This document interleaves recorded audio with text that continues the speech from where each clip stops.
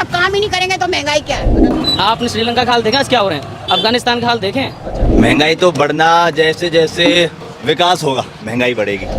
पर जो पुराने लोन थे जो कि पुरानी सरकार चढ़ा चढ़ा के चली गई थी वो सब उतारे हैं। कैसे जनसंख्या बढ़ रही है तो बढ़ेगी महंगाई भी। जब से मोदी जी आए मैं तो उनके काम से बहुत संतुष्ट हूँ। मोदी का फैन बनने में कोई बुराई नहीं है, लेकिन मोदी के बारे में जो झूठ बोला जाता है टीवी के जरिए, न्यूज़ चैनल्स के जरिए, व्हाट्सएप, फेसबुक, तमाम सोशल मीडिया प्लेटफॉर्म्स के जरिए या मोदी समर्थकों के जरिए आपके दिमाग में जो झूठ डाला जाता है, उसके बेस पर मोदी का फैन बनना न सिर्फ निजी तौर पर आपके लिए घातक है बल्कि इस देश के लिए घातक है। आप सनी देओल के फैन हो, इसमें कोई दिक्कत नहीं है, लेकिन उसका फैन होने के नाते आप ये मानने लग जाओ कि जिस तरह से मूवी में सनी देओल अकेला 100 लोगों को पीट देता है, अकेला पाकिस्तान को हरा देता है, सनी देओल जब चलता है तो धरती हिलने लग जाती है, आसमान कांपने लग जाता है और सनी देओल एक मुक्के में आपको नॉर्थ पोल पर पहुंचा सकता है। अगर आप इस झूठ को सच मानने लग जाते हैं तो बहुत गड़बड़ है, और मोदी जी के बारे में यही हो रहा है। किस किस तरह के झूठ मोदी जी को सही साबित करने के लिए, मोदी की कमियों को छिपाने के लिए, उनको उनकी जवाबदेही से बचाने के लिए जनता के बीच में परोसे जाते हैं। इसका एक छोटा सा एग्जाम्पल देखने को मिला एक वीडियो में। पब्लिक मीटर नाम से एक यूट्यूब चैनल है, आप भी देखिएगा। यूट्यूब चैनल के ऊपर पत्रकार बात कर रहा है लोगों से महंगाई के बारे में, लेकिन उस वीडियो में बहुत सारे लोग ऐसे ऐसे तर्क लेकर सामने आते हैं मोदी जी को बचाने के लिए, जिसको सुनने के बाद आपको गुस्सा भी आएगा, आपको हैरानी भी होगी और आपको हंसी भी आएगी। उसी वीडियो के बारे में और मोदी भक्तों के इन्हीं तर्कों के बारे में बात करेंगे और बताएंगे कि वो किस झूठ को सच माने बैठे हैं और सच्चाई क्या है, फैक्ट क्या है। महंगाई तो बढ़ना, जैसे जैसे विकास होगा महंगाई बढ़ेगी। इन भाई साहब का कहना है कि महंगाई तो बढ़ेगी, जैसे जैसे विकास होगा महंगाई तो बढ़ेगी, जितना विकास होगा महंगाई बढ़ेगी उतनी ज्यादा। ये कौन सा अर्थशास्त्र है? ये किस अर्थशास्त्री ने आपके कान में आकर बताया है? ये कौन सा गणित है? इस हिसाब से देखा जाए तो आज की तारीख में श्रीलंका में बहुत ज़्यादा महंगाई है, तो श्रीलंका ने तो विकास के सारे रिकॉर्ड तोड़ दिए होंगे। सच्चाई ये है भाई साहब, जो भी देश, जो भी सरकार अपनी महंगाई को कंट्रोल नहीं कर पाती है वो अपनी अर्थव्यवस्था को बर्बाद कर देती है।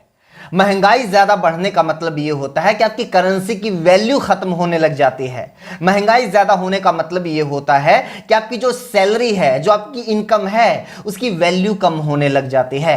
महंगाई बढ़ने का मतलब ये होता है कि आपके यहाँ पर गरीबी बढ़ने लग जाती है, कुपोषण बढ़ने लग जाता है। और आपका ये कहना है कि जैसे जैसे विकास होगा महंगाई बढ़ेगी। अभी पूरे संसार के अंदर क्या चल रहा है?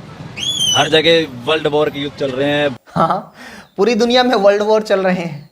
इन भाई साहब को नहीं पता है कि वर्ल्ड वॉर सच में बोलते किसको हैं। इनकी जो मोटी मोटी समझ कहती है वो ये कहती है कि ये जो यूक्रेन रशिया के बीच में युद्ध चल रहा है यही वर्ल्ड वॉर है। लेकिन आपकी जानकारी के लिए हम बता देते हैं कि इस दुनिया में हमेशा कहीं ना कहीं वॉर चलता ही रहता है। वो चाहे पिछली सरकार हो, मनमोहन सरकार हो, उस दौरान भी युद्ध चल रहे थे। क्या मनमोहन सरकार से महंगाई के बारे में जवाब नहीं मांगा जाता था? अमेरिका, इराक, नाटो, अफगानिस्तान, उससे पहले आ जाइए, पिछली सरकारों में आ जाइए, खुद भारत पाकिस्तान का युद्ध हुआ, उससे पहले भी भारत चाइना, शीत युद्ध, खाड़ी संकट, बहुत सारे देशों के युद्ध चलते रहते हैं। दुनिया में हमेशा कहीं ना कहीं लड़ाई जंग होती रहती है। लेकिन इसका मतलब ये नहीं है कि किसी देश में युद्ध चल रहा है तो हमारे देश की सरकार अपनी जवाबदेही से बच जाए। मनमोहन सरकार से भी जवाब मांगा जाता था, उससे पीछे की सरकारों से भी जवाब मांगा जाता था, तो मोदी सरकार से भी जवाब मांगा जाएगा। और युद्ध का ऐसा नहीं है कि बहुत ज्यादा नुकसान हो जाता है किसी देश को, इसके दो तरफा असर होते हैं। कुछ नुकसान होता है तो कभी ना कभी फायदा भी होता है। जैसे यूक्रेन और रशिया का युद्ध की वजह से कुछ चीजों की सप्लाई कम हो गई होगी, हमारी अर्थव्यवस्था को नुकसान है। लेकिन उस युद्ध की वजह से भारत का जो गेहूं है अंतर्राष्ट्रीय मार्केट में उसके रेट ऊंचे हुए। इस युद्ध की वजह से रशिया ने भारत को कच्चा तेल सस्ते दामों पर ऑफर किया, यानी उसके फायदे भी हुए हैं। मोदी जी सिर्फ उस युद्ध की आड़ में अपनी जवाबदेही से नहीं बच सकते।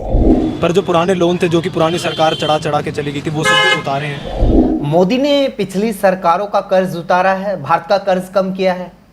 नहीं भाई, मैं यही कह रहा हूं कि लोगों को क्या क्या सिखाया जा रहा है, क्या क्या झूठ उनके दिमाग में प्लांट किया जा रहा है। मोदी सरकार ने भारत का कर्ज कम नहीं किया है बल्कि बढ़ाने का काम किया है। जो कर्ज 2014 तक भारत के ऊपर 56 लाख करोड़ था वो अब बढ़कर 139 लाख करोड़ रुपए हो चुका है। इंडिया इस समय पे जहाँ स्टैंड करती है, हर कंट्री इंडिया के बारे में जानती है, हर कंट्री इंडिया की बात कर रही है, उसको छोटा नहीं मानती है। ये तो लगभग आपको हर जुबान पर मिलेगा जो मोदी समर्थक हैं कि मोदी के आने के बाद ही भारत की दुनिया में वैल्यू हुई है, भारत को लोग जानने लगे हैं, भारत का दुनिया में डंका बज रहा है। जबकि यही लोग हैं जो ये कहते हैं कि भारत की जो सभ्यता है वो सदियों पुरानी है। ये क्या पूरी दुनिया मानती है, लेकिन ज्यादातर लोग यही कहते हैं कि हम 5000 साल पुरानी, 10,000 साल पुरानी सभ्यता है, हम तो एक जमाने में विश्व गुरु थे, पूरी दुनिया में भारत का डंका बजता था। और यही लोग कहते हैं कि भारत को कोई जानता नहीं था, भारत को तो जानने ही मोदी के प्रधानमंत्री बनने के बाद लगे हैं लोग। गलत है ये। तथ्यों की अगर बात की जाए तो दुनिया में किस देश का डंका बज रहा है, इसको नापने का एक तरीका है आपकी पासपोर्ट वैल्यू। किस देश के पासपोर्ट की कितनी वैल्यू है, उसके हिसाब से पता चलता है कि किस देश का दुनिया में कितना डंका बज रहा है। इसको नापने का एक तरीका है दुनिया के पास हेनली पासपोर्ट इंडेक्स। जी हाँ, हेनली पासपोर्ट इंडेक्स। इस इंडेक्स के हिसाब से अगर देखा जाए तो मोदी सरकार आने के बाद भारत के पासपोर्ट की जो वैल्यू है वो बढ़ी नहीं है बल्कि कम हुई है। भारत के जो अंक थे हेनली पासपोर्ट इंडेक्स में 2013 में 74 अंक थे, 74 रैंक थी भारत की, लेकिन अब वो बढ़कर अब वो गिरकर 83 हो गई है। भारत के पासपोर्ट की वैल्यू मोदी सरकार आने के बाद बढ़ी नहीं है बल्कि कम हो गई है। डंका पहले बजता था, अब बजना कम हो गया है। आंकड़े ये कहते हैं, तथ्य ये कहते हैं। तो मोदी जी ने वादा तो किया था ना महंगाई कम कर देंगे। मोदी जी ने वादा तो किया था, बोल तो रहे हैं। इतनी जनसंख्या इतनी तेजी से बढ़ रही है, कहाँ से? पहले भी बढ़ रही थी जनसंख्या, तो इतनी तेजी से नहीं बढ़ रही थी, इतनी तेजी से अब बढ़ी है। अब इनका तो क्या ही जवाब दिया जाए। इनको तो ये लगता है कि मोदी सरकार आने से पहले हम 30 करोड़ थे और मोदी के पीएम बनने के बाद अचानक से 130 करोड़ हो गए। मोदी के पीएम बनने के बाद लोगों ने ज्यादा बच्चे पैदा करने शुरू कर दिए। हम पहले भी आबादी में ज्यादा थे, हम आज भी ज्यादा हैं, लेकिन फर्क ये है कि पहले के मुकाबले हमारे देश की जो जनसंख्या वृद्धि दर है उसमें लगातार गिरावट आ रही है। हमारे देश का जो प्रजनन दर है वो 2.1% नापी गई है और उसके बारे में बहुत सारे विशेषज्ञों का ये कहना है कि ये और भी घट गई है, ये 1.8 रह गई है प्रजनन दर। इसका मतलब एक मियाँ बीवी 2 बच्चे, 2 से भी कम बच्चे पैदा कर रहे हैं। ये बिना किसी जनसंख्या नियंत्रण बिल को लागू किए हमारे देश में हो चुका है। और जिस तरह से अब लड़कियों की शादी की उम्र बढ़ाकर 21 साल की गई है, इससे और ज्यादा फर्क पड़ेगा। यानी जो जनसंख्या वृद्धि है वो लगभग अपने आप ही होनी बंद हो जाएगी और एक स्टेज के बाद अब जनसंख्या कम होनी शुरू होगी। अगर 2.1 के हिसाब से, प्रजनन दर के हिसाब से भी देखा जाए तो अनुमान यह है कि 2047 के बाद हमारी जनसंख्या कम होनी शुरू हो जाएगी। लेकिन अगर वो 1.8 हो चुकी है और 21 साल की लड़कियों की शादी की उम्र, इसको सही प्रभावी तरीके से इस फैसले को लागू किया जाएगा तो ये कम होना और जल्दी शुरू हो जाएगी, हमारी जनसंख्या स्थिर हो जाएगी। ये तथ्य है। मोदी सरकार आने के बाद हमारी आबादी बहुत ज्यादा बढ़ गई है, ये तथ्य नहीं है। आपने श्रीलंका का हाल देखा, क्या हो रहे हैं? अफगानिस्तान का हाल देखें। ये भी कमाल का लॉजिक दिया जाता है। श्रीलंका का हाल देख लो, पाकिस्तान का हाल देख लो, अफगानिस्तान का हाल देख लो, थोड़े दिन के बाद शायद ताइवान का और जिक्र होने लग जाएगा। यही लोग थे जो मनमोहन सरकार के दौरान कहा करते थे कि देखो हमारा पड़ोसी चीन कितनी आगे निकल गया, अमेरिका ने देखो कितनी तरक्की कर ली, जापान में तकनीक देखो कितनी मजबूत है, भारत के पीछे है। इस जवाब मांगा जाता था सरकार से, विकसित देशों की तरफ देखा जाता था और सरकार से यह मांग की जाती थी कि भारत में भी इसी तरह का डेवलपमेंट होना चाहिए। लेकिन अब डर दिखाया जा रहा है श्रीलंका का, पाकिस्तान का, कि शुक्र मनाओ कि आपके यहां पर ऐसी हालत नहीं हुई है।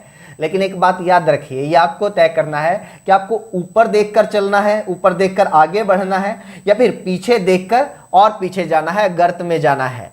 ऐसा नहीं है कि श्रीलंका की जो आज हालत है ये दुनिया में सबसे खराब है।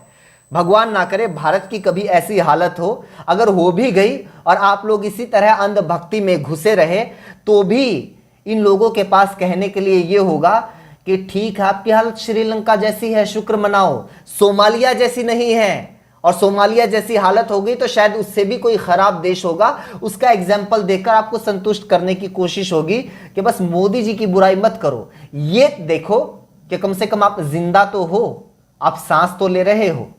ऐसे बहुत सारे तथ्य हैं, बहुत सारे लॉजिक हैं जिनको लॉजिक मानकर बहुत सारे लोग जी रहे हैं। हम उनका जवाब देने की कोशिश करते हैं। अगर आपके सामने भी इस तरह की कोई बात आती है तो कमेंट में जरूर बताइए, हम उसका जवाब देने की कोशिश करेंगे। वीडियो को ज्यादा से ज्यादा शेयर कीजिए और खासतौर पर ऐसे लोगों तक जरूर पहुंचाइए जिनको झूठ परोसा जा रहा है अलग अलग माध्यमों से। हमसे जुड़ने के लिए चैनल को सब्सक्राइब कर दीजिए, बेल आइकन को जरूर प्रेस कीजिएगा।